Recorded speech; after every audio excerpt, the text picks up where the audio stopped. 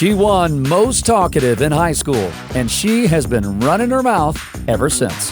Welcome to the Lisa Fisher Said podcast with your host, Lisa Fisher. Never have I ever had my egg lady on the podcast. She's not just my egg lady. She's actually, Beth, you were first my fasting client from probably 2021 that you started? It was June 8th of 2022. Okay, I think she remembers the date. I remember the date. And the switch was flipped for you, and your life has changed. So let's start from the beginning. You came to me because a friend posted and said, hey, Lisa Fisher does a monthly Zoom call to help people. Yeah, she may have said lose weight. You know, those are kind of the magical words, lose weight. But you and I know it's much, much more than losing weight. It's about getting your health on track, and you've really done that. So you started, and it's because of your health journey. So tell everybody what happened to get you to where you were on June 8th, 2022. So in 2019, I was diagnosed with breast cancer, stage 2A, which we'll feed into the story here in a little bit. And so immediately, like most everybody else I know who's been diagnosed with cancer, your first thing is, oh my gosh, what do I do? Start the treatment, do the surgery, what do do all I the do things. tonight? Yeah, like right now. Yeah. So, I mean, I received a phone call on Wednesday morning. I was in to see the surgeon on Friday, and I had surgery on Monday. Are you kidding me? I've never known the time frame. Yeah, it was 5 days from diagnosis. It was 7 days from biopsy to lumpectomy. Did you find the lump yourself, or were you having routine screenings? So I had been having some pain in two spots, but oddly enough, I thought pain meant it wasn't cancer. That's exactly what they said. Okay. So I had been having pain in two spots, and oddly enough, it was the two sides that your underwire will hit. Right. And I had been exercising, and I just thought, well, maybe, either my underwire is poking me, or I've just pulled something from, but then I hurt my foot and I stopped working out, and the pain was still there. Oh. And then I noticed nipple inversion. Which is when I really, that's a telltale sign, right? Yeah. That's a telltale sign. So that freaked me out. And I went to see my OBGYN, and she said, oh, well, if it hurts, it's generally not, it's generally a cyst.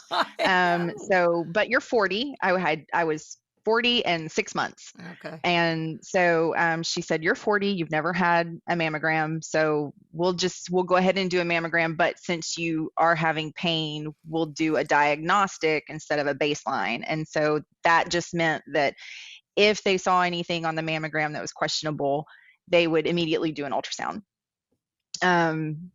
Because it was a diagnostic. And so I went back, and you have to go back by yourself. You can't take your husband. It's a very lonely, very frightening experience.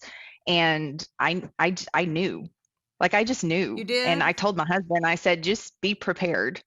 And he's like, oh, it's fine. And so they pulled me in, did the mammogram, put me back in the waiting room, and within 5 minutes came back and said, we need to do an ultrasound. And then while they did the ultrasound, basically said, you need a biopsy. Wow. And so how much time between then and the biopsy did you have?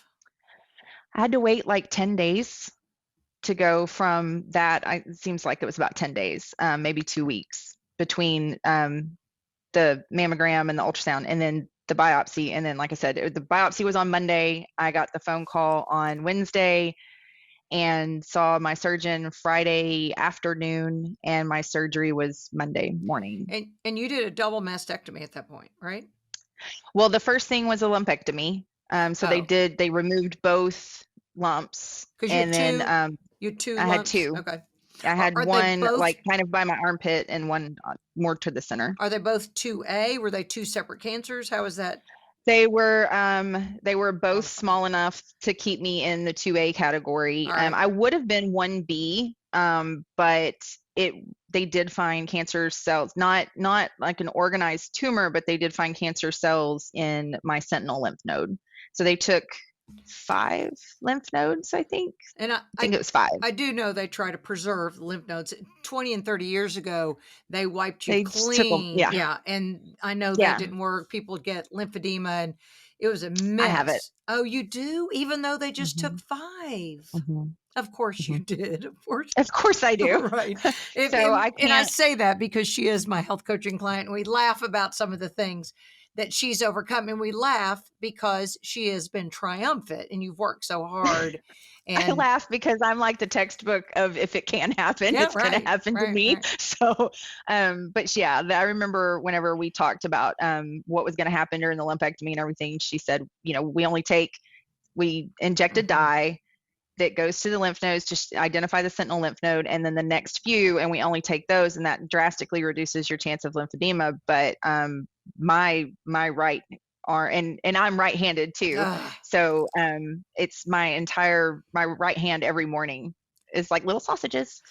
So, and like when I walk, if I walk outside, walk on the treadmill, I have to keep that arm I can bent understand. because it will just whoosh, swell right up. What does sentinel mean? Is that where it is? It's the first one. It's the first one. So Okay. when they inject the dye, they watch and see where the dye goes, because that your lymph system is clearing that dye from your system. And so it watches, they inject it right in your nipple and Are you see, kidding me? Oh, Oh, and with an audience.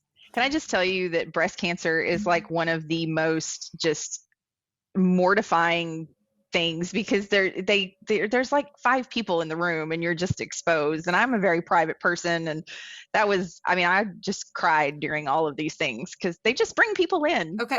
And you're on display. I don't think that's dignified. It's not. I don't think that's with dignity. I mean, no, because it's not. we knew when we had a baby, we would lose some inhibition, Right. But that's different. There's something about breast, because our lady parts were kind of separated because there's a drape or there's a cloth. Yeah. But your breasts Yeah. are almost No. to your teeth. I mean, No, they're almost and they're just yeah. and they don't even like leave you covered until the last moment. Like they Ugh. wheel you in and just pop you out. Ugh. And I just would lay there and cry. And my husband was like never allowed to go with me. And I don't That's one of the things that I Okay. just don't understand. Yeah. So is that that wasn't a COVID rule? Because this no, was before COVID. because it was pre-COVID. It was, so they don't allow men in the breast center. So I guess, and I respect that decision. I see what they're doing, but he's your husband. He's my husband, and we were past the point of mammogram. We were to the point of, this is an injection into my breast before surgery, and I'm freaking out because I've had all of 5 days to absorb the fact that I have cancer, and I'm here because I have cancer. There is something growing in my body that should not be there, and oh my gosh, get it out, but it could kill me. So please at least let me hold my husband's hand. But they would just tell him to stay in the waiting room. And yeah, it was okay. Now you're making statements that Beth of 2023 doesn't make, but Beth of 2019 does. And one thing you said was, this cancer could kill me. I don't know if you feel that way anymore. I don't know if you feel. I don't. That's what I thought. No, if I had it to do all over again, I wouldn't do many of the things that I did in 2019. But so that was the beginning of 2019. That was the beginning of it. And then so got the results back. So I had the surgery on a Monday, got the results on a Friday. My surgeon called. She said, it's about the best news that we could look for. We got clean margins.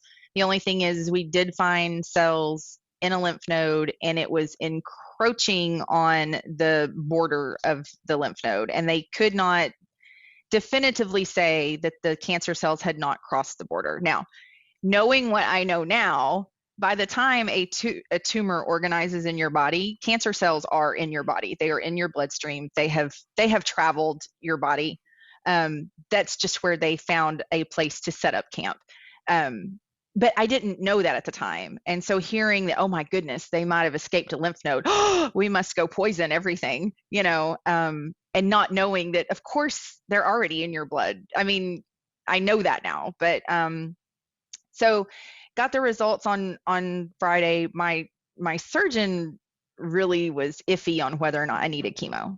I mean, she was very, Oh, very, I never she said, knew. I never knew that. yeah, she said, I don't know that you're going to need chemo, but talk to the oncologist and they'll decide. And That's it right. was, Those are two and she told different, me two different people. things. Mhm. And she told me it was going to be that statement saying that it had encroached in the cell, in the lymph node wall, that was going to be the determining factor. And so that, I saw my oncologist like a week later, and they originally recommended 8 rounds of chemo. It was going to be the Red Devil. And that's the big I was going to need a port. That's That's bad the one. big bad nasty. I was going to need a port. They had scheduled my port install. Yeah, No, I'm sure that's not what it's they call it, but it's right. like an installation.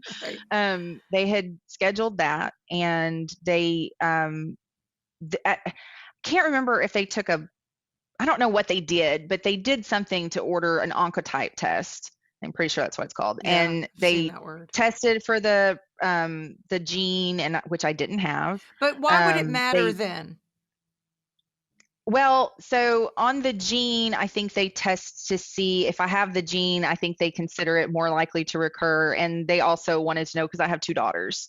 So in their mind, because they believe that breast cancer is a genetic mutation, which I don't, they wanted, they want to know, do you have the mutation? And again, we'll talk about that in a minute. But then they did the oncotype test, and it came back with a score of like 11 or something. And if you're under 25 or something, you have a very low chance of recurrence. And I was like, a really low chance of recurrence on whatever this test is.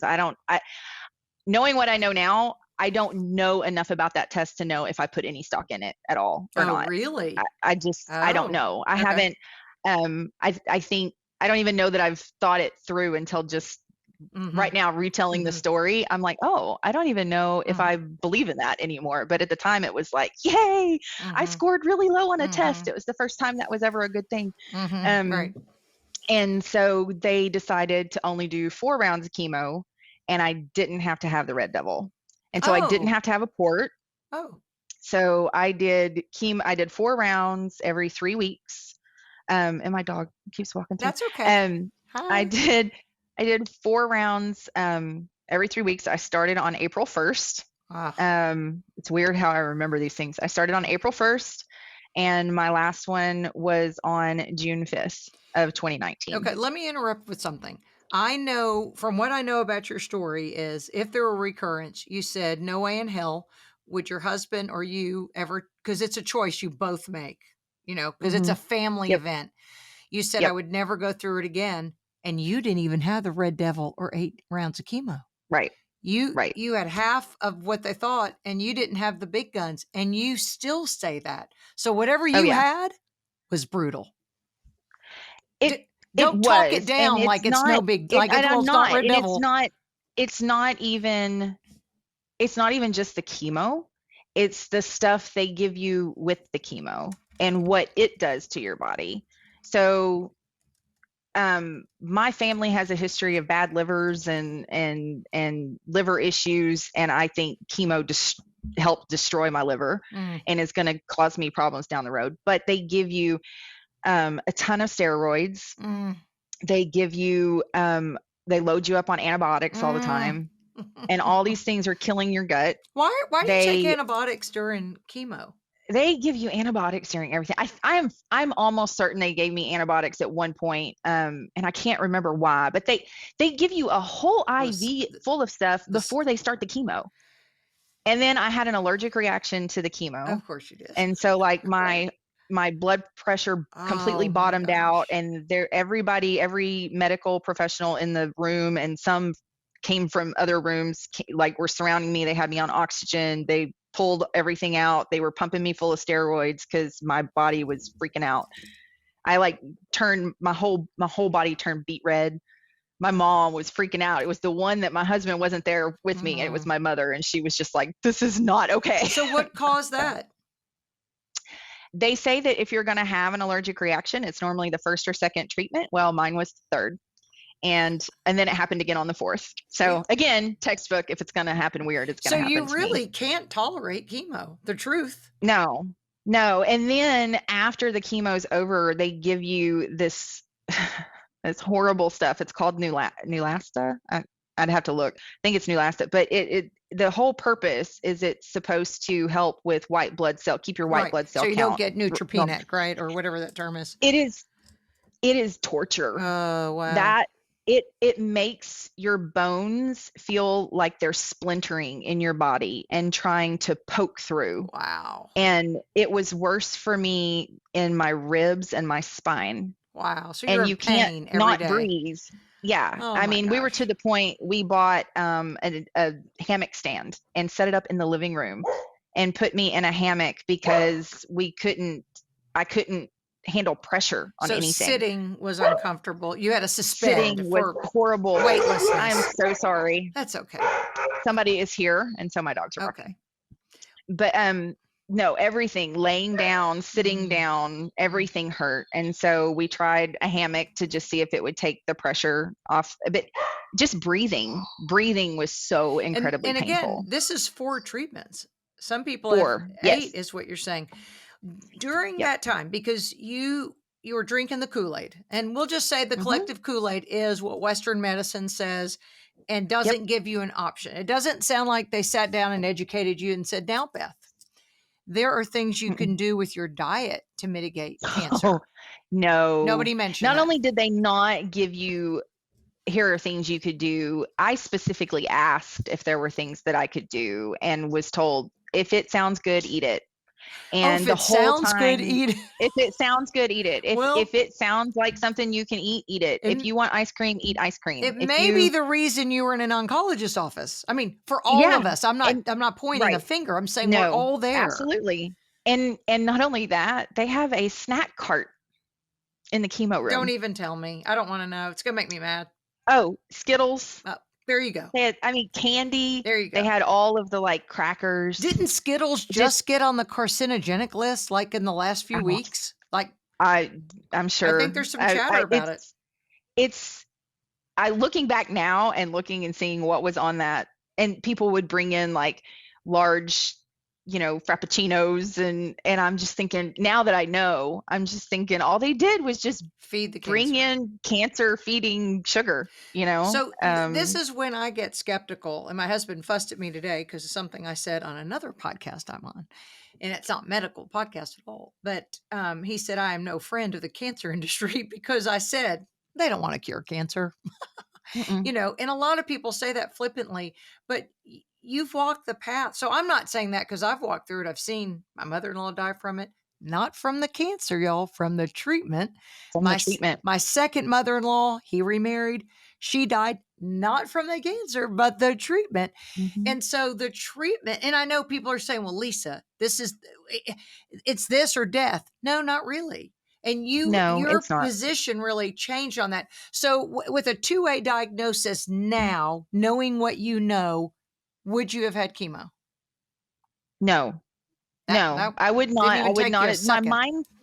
My mindset at the time was anything I can do to keep it from coming back so that my family doesn't have to deal with this again. And it wasn't even just me, because the moment you're diagnosed with cancer, you have cancer the rest of your life. It doesn't ever go out of your mind. It's always you're monitored forever. You're on medication. You are a cancer patient. And so it wasn't even just me. It was my family's not going through this again. And so bring out the big guns, do whatever you want. Just tell me it's not going to come back. And they were like, oh, if we do all this, it's not coming back.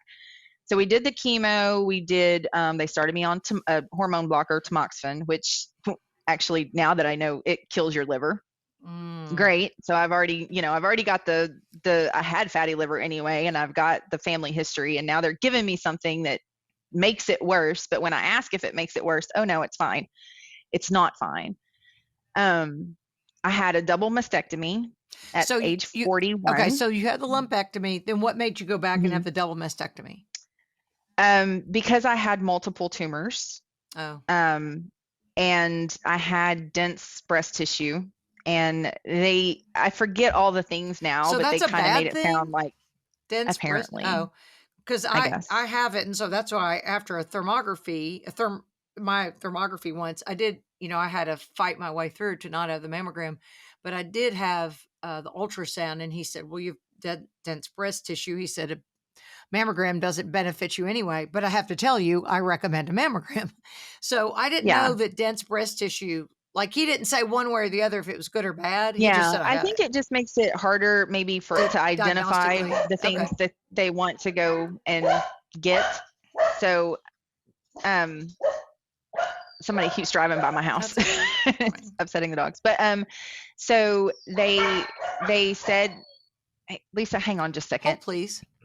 So they said that the dense breast tissue maybe is harder to identify Okay.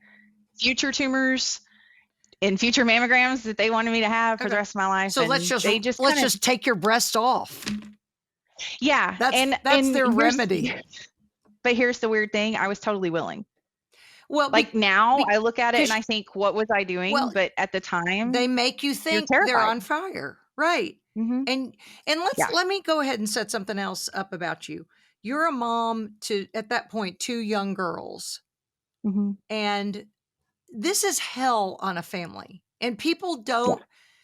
don't give a long, not that we don't give a long leash or rope and, mercy to people. We just think, oh, it's cancer, it's chemo, it's radiation, no big deal. It's a huge deal. And it's very Well, disruptive. it is, but it's so commonplace. I mean, Yeah, I you know. think about how prevalent cancer is these days, and when you hear cancer, you immediately think, well, this person's having surgery, this person's having chemo, this Yeah, person's having that's radiation, true. because that is the standard of care. And so it's no longer, it used to be, oh my gosh, chemo. And now it's like, Uh-huh. okay, they have cancer, so they're doing chemo. And it's just, It's like a run it's to the normal Walmart. progression of Yeah, things. everybody Yeah. does it. And let me go ahead and say that we're recording this in October of 2023. Suzanne Summers just passed away yesterday, the 15th of October. Mhm. We're recording the 16th. She had cancer for 23 years and took this Mhm. much chemo and radiation. And those watching on YouTube can see. Those listening by podcast, 0. She had none. I And didn't know that. and she and I know there was pushback. I know they thought she was nuts. She lived 23 years and lived good years because Mhm. that's what I'm also saying. By you telling me your story, and I've heard it from so many people, and I am so sorry for those of you who have been through this and have watched people suffer. It's a tough life. The quality of life is bad during Mhm. those times of chemo, radiation, double It's mastectomy. not just during that time though. It's what it does to your body for years. Oh, I it mean, never goes I'm away. out of it. I'm coming out of it now, but not through any kind of treatment I received from a doctor or from any kind of direction I received from a doctor. I'm coming out of it because I'm of people outside of the medical community who have chosen a different way and been successful. But I did the double mastectomy. I did the reconstruction. So what month are we at now? We started in August. Okay, we've gone from April, the first treatment, May, June, July, August. Diagnosed late February, surgery, I think it was like the very beginning of March. Started chemo April 1st, finished June 5th, and I had my double mastectomy on August 14th. Wow. And then you had reconstruction in November. Wow, another surgery. And another surgery. So steroids, antibiotics, all the things. And the reason you're pointing that out is gut health is affected. Gut health. Your future health. Steroid use complicates your body's ability to fight the infection when the big one comes.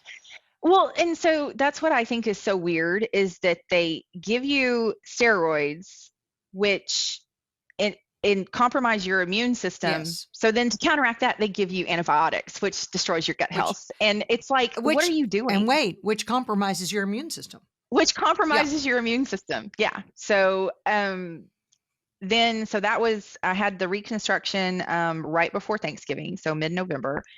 And then on New Year's Eve, I had a total hysterectomy. Oh my word. Because if 2019 couldn't get any worse, you thought you'd leave with a bang. Why did you have a total hysterectomy at that age?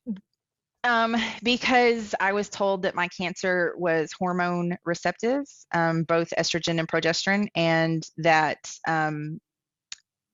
basically eliminating estrogen from my body was my last punch of it's not going to come back. Is that true or false? They didn't really.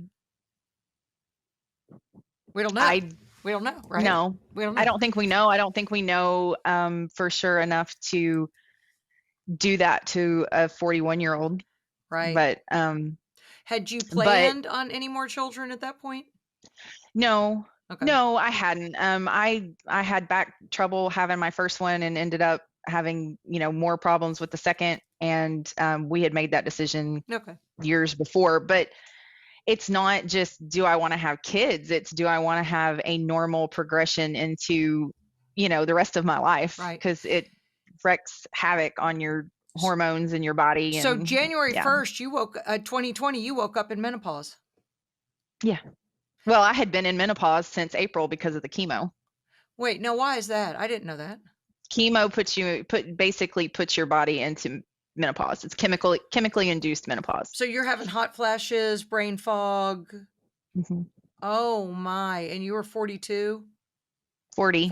I turned 41 after I finished chemo. Okay. Oh man, because you don't really get the right to hate your family until you're about 52 in menopause. At 41. Well, and you do it gradually. Right, and you do it gradually. You go through a progression, right, to get to that point. Right. And when you go through chemo, your ovaries could kick back up and things could start back up again, but not in the time frame between when I finished chemo and when I had my oophorectomy. Okay. So, wow, that's a lot.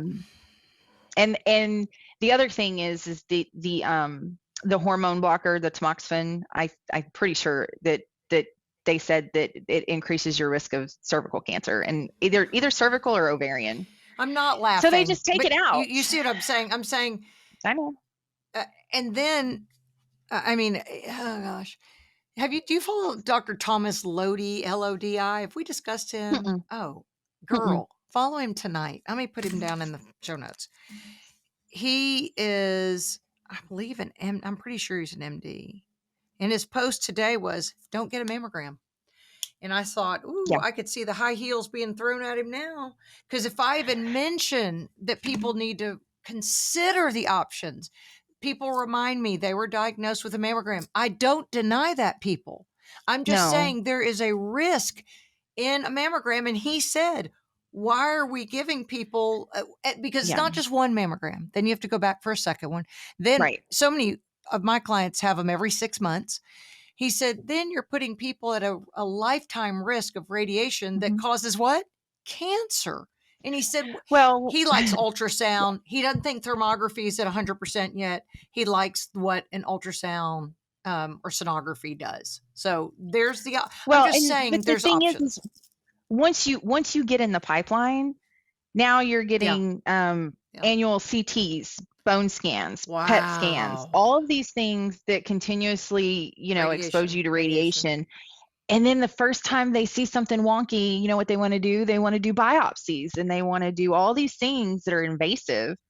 And all of that leads to more inflammation, which compromises your immune system and keeps your body from being able to do anything naturally to protect yourself. So I had all of these things, all the surgeries. I took all the medicine they wanted me to take. I was on hormone blockers. Did you lose your hair and gain the weight? Oh yeah, totally I remember bald. You had the weight gain because that's why you came to me. Totally bald. Yeah, totally bald.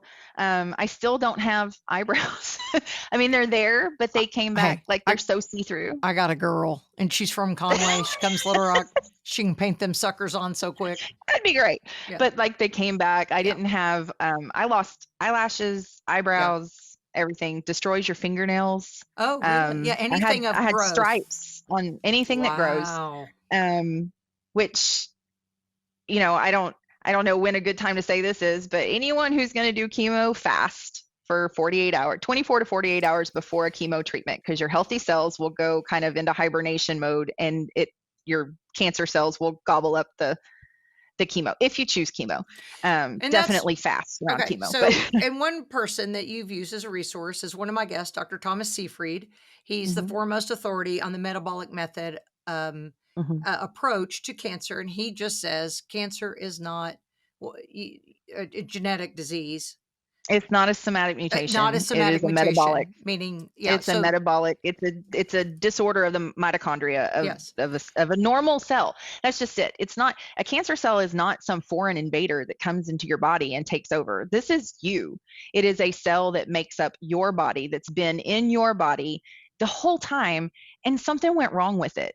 And something went wrong with it because of the things that we do, that we put in our body, that we put on our body, the environment that we create for that cell. It's damaged. And it's not, everybody treats it like, oh, you've got to fight this battle and this invader and get rid of it. And it's not. You have to heal your body. And there's nothing about poisoning your body with chemo or hitting it with the power of the sun and radiating your body, which I did not do. And it's like the only decision that I'm proud of these days. Or, cutting your body out. None of that is allowing your body to heal. It's treating it like a foreign invader. This is your body. It's my breast cell that something went wrong with it. And rather than trying to heal my body, I destroyed it. Not knowing, though. I mean, not knowingly. I mean, and that's why with the full support of the entire medical community. But the only reason I could convince you to do this podcast, because people need to know, Beth at first was reticent and said, I'm not available. Don't want to do it. In the beginning, you thought you didn't have a story to tell. And what we want to do is just give people the information to enable them to do your own research. This, of course, is not medical advice. We're telling you Beth's story and what worked for Beth. So you can't really criticize it. It was her story. She lives it. You can interpret it and live it any way you want. But now let's go a step further. People don't realize that invasive procedures, again, are difficult on the body, and why it's not just going to get an ice cream cone at Sonic when you have a biopsy. And tell people why.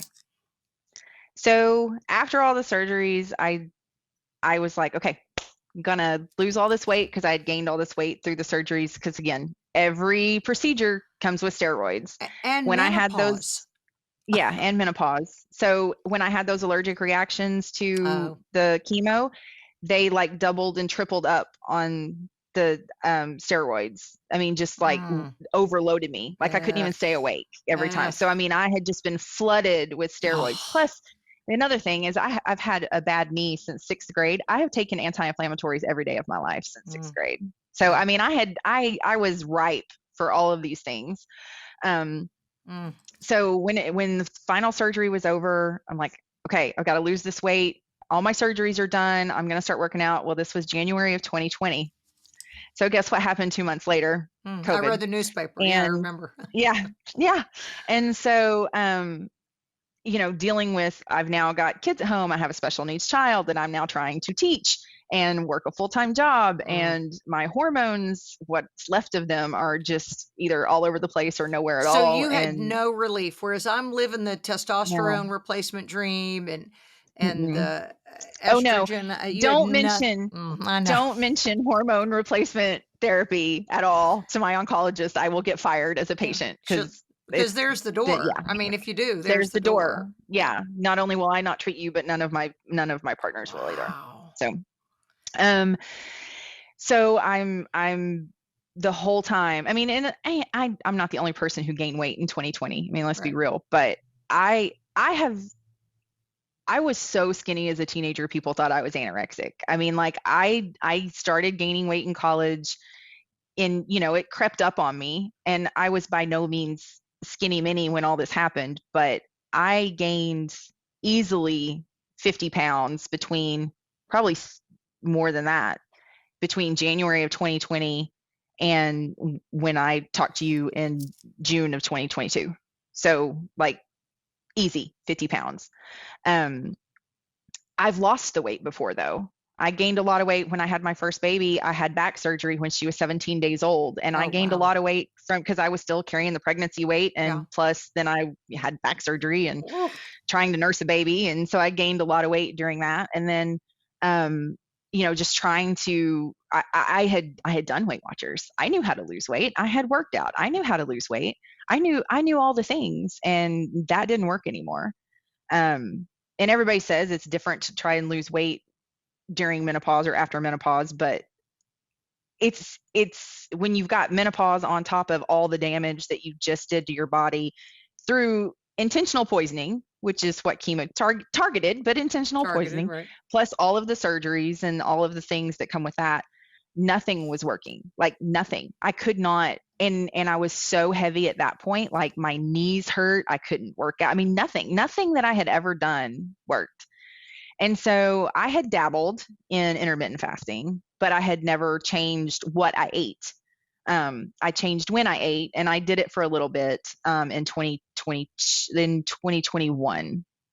I I tried it, and I just did on my own, reading things, and I lost maybe 10 pounds, and then it stopped, and I got discouraged, and I probably gained 30 back. And so by the time I messaged you, I was pretty much just completely and totally desperate. And I remember like crying while I was texting you, just saying, I've just got to try one more thing. I mean, and what's funny is the month before I had finally just decided, okay, this is me. This is what I'm going to be like, and I can't fix it. Cancer destroyed my body. I'm in menopause. Nothing I'm trying works. This is me. Embrace it. I had finally gone and bought clothes in my 2X size, and I was just trying to accept that this was who I was going to be. And then I talked to you and started intermittent fasting. And even then, though, like, I know that you probably remember when I tried to dabble in carnivore, and it like made me depressed. And so I didn't change a ton of what I ate.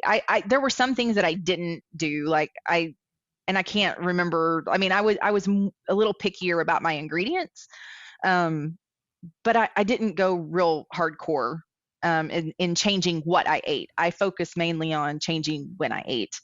And I think I lost 25 pounds between June and probably like November. Yeah. And then it just kind of, leveled out. It was holidays and all the things. And I maybe gained 5 of that back. And then in April, I had some pain in my back, and I told my oncologist about it. And so we did a CT, and there was something in my lung. And there were 2 involved lymph nodes that were abnormal. And so first of all, I didn't really get a phone call giving me my results. I had the scans on a Monday, and on Friday I still hadn't gotten any information. And so I called up, and they just posted them to my online thing. And so I got to read the word metastasized. I just read that on my report. Nobody called and talked to me. Wow. And so then I called back and I said, somebody needs to call me right now, because basically this report says I have stage 4 cancer and it's in my lung. And so they called and really didn't. I mean, I had them on speaker, and my husband listened to the same thing, and neither one of us felt any hope that it wasn't stage 4 in my lungs. And so how can they make that decision just with the scan, though, without looking at the tissue itself under a microscope? I think I think that when they see an unexplained mass that wasn't there before, plus 2 lymph nodes that are doing something wonky in the near vicinity, that they just, I mean, that's what they're looking for. So that's what they see. Yeah. I will say it was my first set of scans post-COVID, because I did have COVID in January of 2021. Oh, and I had not had scans. Leave tissue in the weird lung. things in your lung. That's right. And so the first thing they wanted to do was a biopsy. And of course, when they called and said it's back, I looked at my husband and I said, look, I did all the things. I left, the only stone I left unturned was radiation. And I really didn't need it because I had the double mastectomy. If I hadn't had the double mastectomy, radiation probably would have been necessary. But I was like, I did everything they told me to do. They basically said, first I had a low recurrence risk on the Oncotype score. I did a double mastectomy. I did 4 rounds of chemo. I'm on the hormone blocker. I did the hysterectomy. There was nothing left for me to do. And they said that it wouldn't come back. And I'm less than 4 years out. And they're telling me I'm stage 4. And so, like I said, we got that phone call. I'm shaking just sitting here talking about it. Like, I don't know if you can hear it, but because I was on the other end when you called me. Yeah. And so I said, I did everything. I did everything they wanted me to do. And they said it wouldn't come back. And I'm less than 4 years out and it's back. And I'm going to I have to put my family through the experience of I have cancer, but I am not putting my family through mama's bald again and all those things. So I said, I'm not doing that. And of course it's Friday. So there's no doctors and there's no phone calls. And so I just started reading. I said, what else can I do? Because I'm not doing that again because it didn't work. You called me and said, I will not do this to my family again either. Because you said it was a family event at that point. And you said, I can't do this to my husband or my children. And what I told you was, I stand by anything you just choose because it's your body and your choice. And then you gave me names. Okay, I may have done that, but I was not giving medical advice. She was not giving medical advice, but she gave me names of people who'd been in a similar situation, who had been told you have stage 4 cancer and you have, months to live, and they chose a different way. And I had to find a different way because I wasn't going to do that same way again. And your husband was completely on board. Yeah. Yeah. He was totally on board. He couldn't watch me go through that again. Because, people get pushback, Beth, from their families. And I didn't tell the rest of my family that at first because they weren't as close to it. Right. They didn't see it. That's right. But he knew that, if he was of the same opinion, if you do everything they say to do and more, you take every step they even offer and you say, do it, because I'm never putting anybody through this again. And in less than 4 years, it's back. And that's why you were skeptical, or you were not on board with the biopsy. And that's when you called me and said, I don't want to do the biopsy. And we talked about it because biopsy goes in and takes a needle and goes into the growth, the tumor, the cells, right? Pulls it out. And it punctures the membrane of the tumor. Right. So it's like, you just, if you puncture an air mattress, right, air comes out. You go and puncture the line or the outside of a cell, of the tumor, things are going to come out. Now, knowing what I know now, they were out anyway, right? That's just the way cancer develops. It's in your bloodstream and it just hasn't set up camp. But I let them do one biopsy. I let them do the bronchoscopy because you acquiesced. You agreed because they were going to put you on a bus and send you to Siberia. Not that they threatened you, but they were not warm to you, and you're challenging them. Well, I was still learning. I think you were. I agreed to the first one because I was terrified. Yeah, and I wanted to know what I was dealing with. And then I get in there and it's a bronchoscopy biopsy. So they're going in through the nose. Does that go through the nose? No, they knocked me out and went down my throat. Oh, your throat. Okay. I think so. Some people are awake and they do it through their nose, but that's okay. No, I was out. And I don't know, maybe I don't remember. They give you some pretty hard stuff. But they went in and they only biopsied the lymph nodes in my lung. And the surgeon who did it just said, if you didn't have a history of breast cancer, I would not be doing this. These do not look scary to me. If you did not, I know why they're asking for it, because of your history. But 2 spots on the lung That could have This was been the two lymph nodes. Okay, the 2 lymph nodes that could have been post-COVID too. Yeah. But what it wasn't was the what they call the lesion or whatever. They didn't biopsy that Oh, that's right. because it's in the subpleural space of my lung, and it was too small to biopsy with a needle guided or a CT guided needle biopsy was what Okay. I was told. All right. So they did the 2 lymph nodes and they were clear of cancer, no cancer. They said there was some kind of like waste material in there from like dying cells or whatever, but it was not cancer. And they pull a sample and they look while you're in the OR. They look. Wow. And he said, I see nothing, but I'm going to send it all off, Okay. but he said, I saw nothing.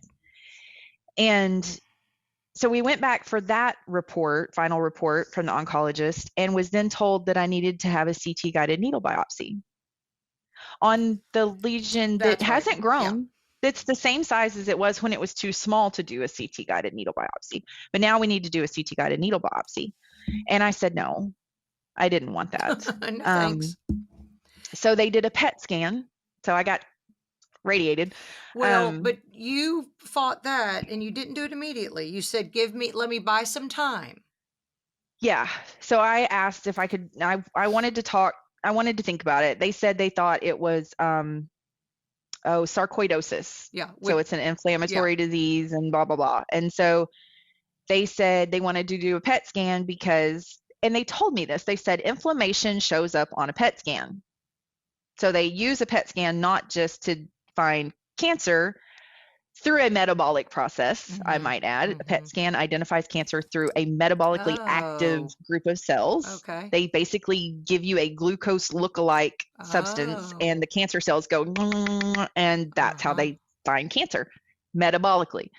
But anyway, inflammation will also show up on a PET scan. Okay. And so sarcoidosis is inflammation. They said we need to do a PET scan to see if it's anywhere else. So they do the PET scan, same spots, the 2 lymph nodes, which now one of those lymph nodes is angry as crap. It is lighting up. It's gotten bigger. I mean, it's freaking out because they went and poked at it. Right. But the thing in my back, same size, it was somewhat metabolically active. It wasn't near as metabolically active as the thing they poked a hole in. And she still wanted to do a biopsy, and I said no. And I went to the pulmonologist, and he agreed it was okay at this point to watch it because we'd had 2 scans. And this was about 6 months ago from this point. That was like in April, right? This was, by now we're in May. Okay. And what I want people to hear is you said no. People listening, you can say no. They're not going to show up at your door and throw mud in your face. I mean, I will say it is really hard to say no. Well, you have a husband who supported you. Yes. It is very hard. But it is very hard because it's hard enough because I'm not a doctor. I'm a computer nerd. I mean, what I know about this is these books back here in the background. I have a whole library now that I've read, and articles she's read that I've them researched. all cover to cover. It's annoying. It's awesome. See my sticky notes sticking up out of all of them. But this isn't something they tell you is an option, and it's not something they support as an option. And I get I mean, I'm not a scientist, but I deal with computers, I deal with logic, and I get wanting to know as much information as you can have. But there's also that, the diminishing returns of you're causing more damage than doing good. And that's how you felt. So that's how I felt. I felt like you're just damaging my body more and more. Making it angrier and angrier. Those cells. Angrier and angrier. And we already knew, okay, what if it is? I'm not going to let you give me chemo again. Right. I'm not going to let you give me radiation. Didn't you walk in with the Estrogen Matters book or something that made them go, they laughed at you, scoffed at you in your face? Oh, there was no laughter. There was anger and voice shaking, hands shaking of, no, don't even consider that. And don't even talk about that. The Estrogen Matters book gives you the option of even breast cancer survivors, and that's what you are, a warrior, because we're realizing I mean, what feeds the cancer? There may have been some erroneous science. I mean, science changes Yeah. as we know. Well, not only that, it's not only breast cancer survivors can have hormone replacement therapy, according to this, it's hormone receptive breast cancer survivors. Because I contacted the author. She did. I did. She called me and said, because I told her about the book, like on a Friday, you got it that day, knowing you. I did. Then I did. I you ordered it said, that day. I want Avrum Bluming. Is that like the person's name and somebody else? I don't know. It's probably over here. Yeah. Oh, I may have left it over there because I didn't want to make anybody angry by having it on my desk. One's a PhD and one's an MD, and you somehow got in touch with the PhD. I reached out to the publishing company. That's right. And they put me in touch with the PhD, and she put me in touch with the oncologist that wrote it. And Wow. And I said, look, I'm reading it and I see the study saying breast cancer survivors, but it doesn't specifically call out hormone receptive breast cancer survivors. He said, well, let me send you a link to some papers that do. And he sent me the information. And so I had it all. I think I even took a picture of it the morning I was going to see the oncologist and said, here's what I'm taking to the oncologist. And then I walked out and forgot it because my head was freaking out. But I had the book and they were angry that I was reading the book. Angry. Basically said the author was trying to kill people by spreading that kind of disinformation. And I said, well, I wanted to talk to you about it because I do feel like you know my case, right? Like you have my charts. This person hasn't seen my charts. I just wanted to know how this might apply to me. And there was just, I'm sure that a lot of it was concern, but it was anger, I think, at the author for putting this information out there and frustration at me for dabbling into that. And basically, if you pursue that, you're not my patient and no one here would treat you. And this is for those listening, it's the only game in town for cancer treatment. Truth. I mean, if the truth be known. But what you did then, so that was in May, you said you can shove your little scans up your butt. You didn't say that to them, of course. No. But you took the bull by the horns, Beth, and you changed your life. I said, you cannot do anything invasive. I'm tired of being poked. And then they turned around and sent me to a GI because I have a wonky liver. And the first thing the GI doc wanted to do was, hey, let's do a biopsy of your liver. No talk about blood tests, no talk about ultrasound, no talk about anything. Let's stick a needle in it. Wow. And I said, no. Wow. No. And at that point, I said no. And so they did a blood test. They wanted to stick me twice in the same day. I told them no on that. Girl, you're getting good at this no thing. Oh, I'm sure there's like a frowny face next to my name on the chart now, but they wanted to do some of the tests at the GI office and then send me across town because there was one test they can't do. And I said, well, can they do all of them? Because you're only poking me once. I have one vein. I have lymphedema in this arm. You can't do this arm. I have one vein. Because of what I did, I have lymphedema in this arm. Yeah, because of what I did, this is all I got. So you get one shot. And they just looked at me like, you're crazy. So I wouldn't let them do anything invasive. I said, look, I'm not going to do chemo again.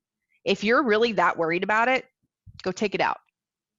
I would rather you go take out the thing in my lung than poke me and make it angry. If you are that convinced that it's bad, go get it. We'll talk about that. I will talk about letting you go get it, but I'm not going to let you just poke me and see what it is. And the pulmonologist agreed that it would be okay to wait and monitor it. And so I did have another PET in August, and the thing that they haven't biopsied is exactly the same size. It is much less metabolically active, but that's because my entire body is. The smaller lymph node is not even showing up on the PET anymore. It's perfectly fine. The other one is like half the size that it was after they hacked it off and it went and is much less metabolically active. My whole body, like the baseline standard uptake value in my whole body is less. But let's talk about what you did. That's when you said, I'm mad as hell not taking it anymore. Did you do a 5-day fast that first time? Yes. Yeah. I think I was a couple hours shy of a full 5 days. Because we know the science is saying they're different depending on which paper you've read.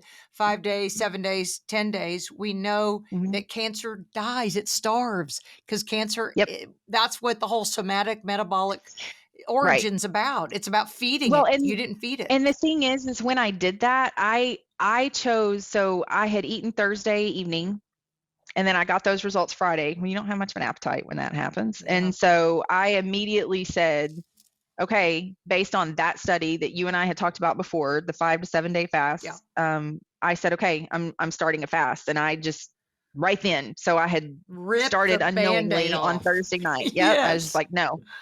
And so I ate again Tuesday night. I had some bone broth. But in the meantime, so I started it just based on, I know this is good for me. I know that my body will start, autophagy, and it will start, using the bad cells and I knew all that. But in the meantime, I talked to cancer fighter Owen and who I had on my podcast. Started, who I just started. I think you had either just interviewed him or you were just about to. I hadn't interviewed him yet.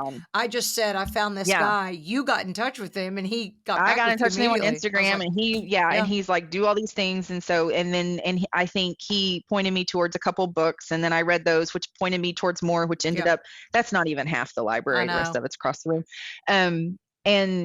And just to be perfectly honest, I probably haven't read all of these cover to cover. I use the index and the glossary, and I say, okay, this applies to me. And this, I understand that. Because then I hop around and then I go back and I read them. But I mean, just, if anybody's looking for information, don't feel like you got to read a whole book.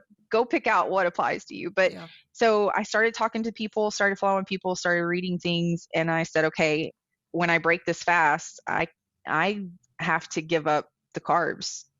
There's no sugar, I can't do, and I had been diagnosed after I started working with you with Hashimoto's. I knew I should give up gluten and all the things, and I just hadn't. And so I have no carbs. I'm less than 20 net carbs a day. And you're checking your ketones every day. Yes. So I check my blood sugar and my ketones. I sometimes will wear the continuous glucose monitor, but I work out so much now that I sweat them off. So I don't wear them as much anymore. Okay. What's your weight loss now?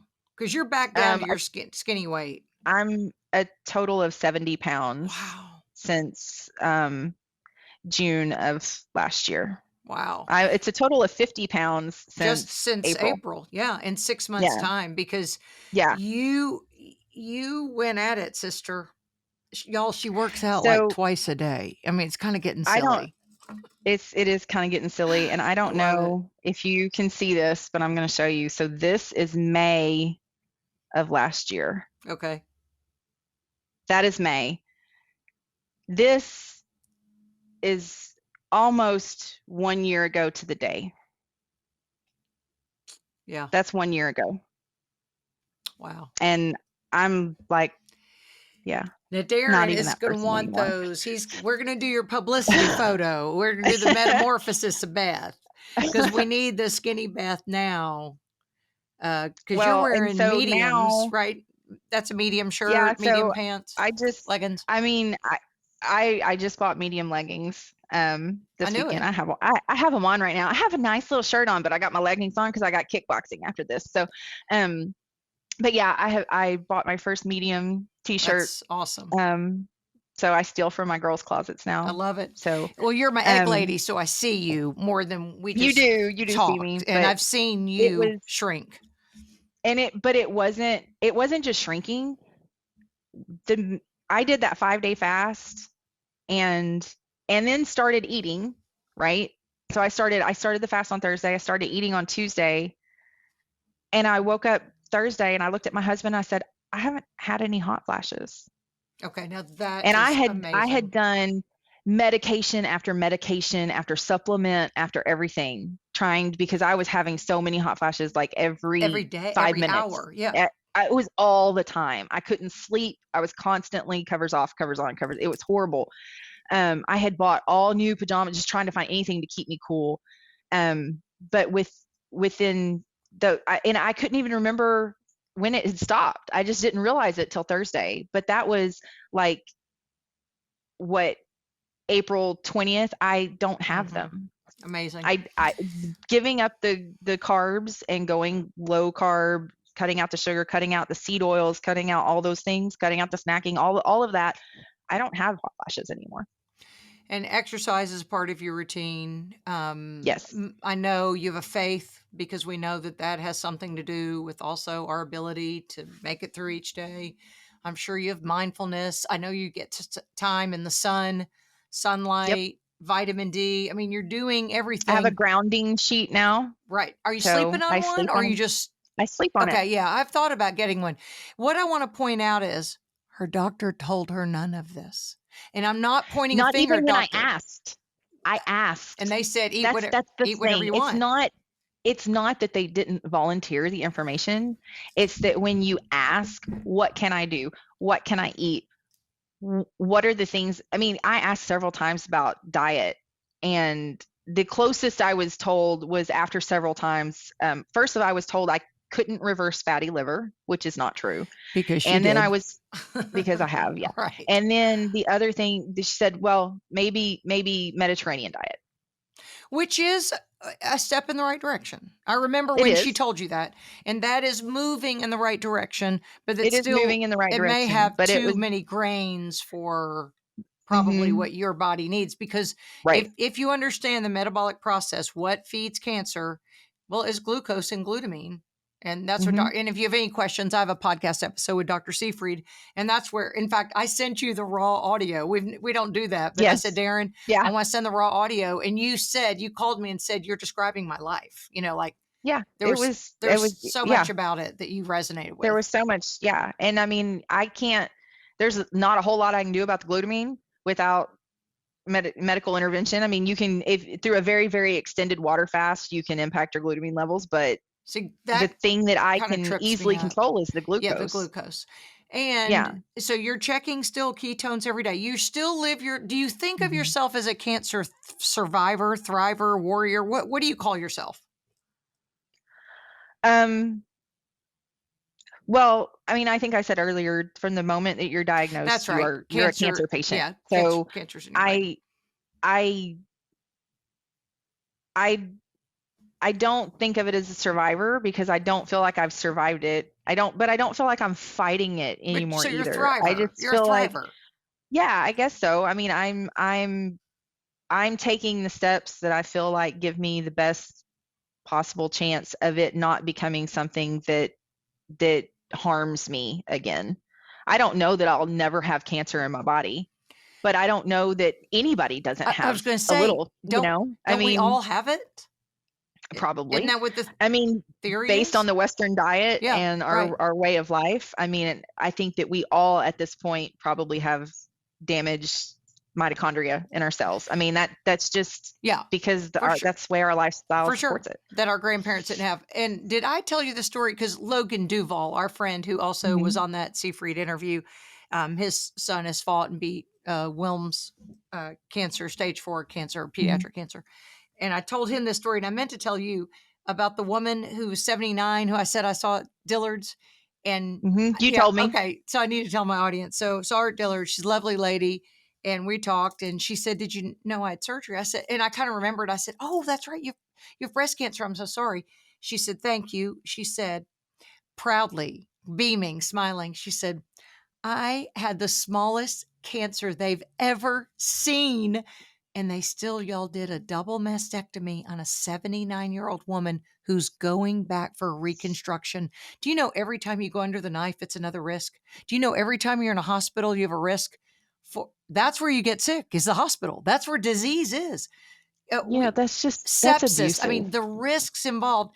And she was so proud that oncologist said it's the smallest cancer we've ever seen, but they still whacked them both off when she could have maybe skipped a few meals, had some vitamin C based on a provider, of course, giving her this advice, and kept her hair. But instead, but that's the mindset. And that's what you've changed, Beth, is your mindset. Even from the first time I met you as a fasting client, you were then ready to roll, because you told me then you were mad, and you did not like the body that they left you. You did not like the remnants of the body that they left you. It wasn't me. You told me that. It wasn't me. You I said, mean, "This is not me." I didn't look in the mirror. Um, Oh, I didn't I would not look in the mirror except to fix my hair. right. I Um, remember you saying that. I hadn't. And you It always had remained, destroyed my relationship with my husband. but you've restored it. You know, when they take your breast, they take a part of you, and you don't think of it that way. But it is part of what gives me my femininity, and it impacted a lot of things in my life. And I don't feel like they had to do that. And so when you tell me that story of that woman, and I just think it's abusive. It's abusive. Well, insurance, third party pay Yeah. on a Medicare patient who has money, probably as part A, B, C, D, F, G, or whatever with Medicare, probably cost her nothing. Yeah, She thought I know. And by the way they talk down to patients and patronize them, they make it sound like we're saving your life when there are a lot of things you And can do to save your own life. and there's never a time when anybody said, take a minute. No. Just No. they don't. Mm. There's no talk to your family, pray about it, do your research, hear your options, give them some thought. There's none of that. It's urgent. Let's go. Right. You know, and you get caught up in that. It has to be gone right now, which it's not like it showed up yesterday. Right. You know, it's not like they called me on Wednesday and said, hey, you got cancer yesterday. Let's get it out before it goes anywhere. I mean, it had been there. Been cooking. You know, and so, yeah. And I mean, so what was the hurry? And I do feel like there should be options given to you for how can you help yourself, because there's other people like me that are like this personality type of, you want to be able to influence your own life. And that's, you know, part of the horror of cancer is you have literally no control. Your entire life is just taken out of your hands, and you're not given anything that you can do to feel like you're actively contributing to your well-being.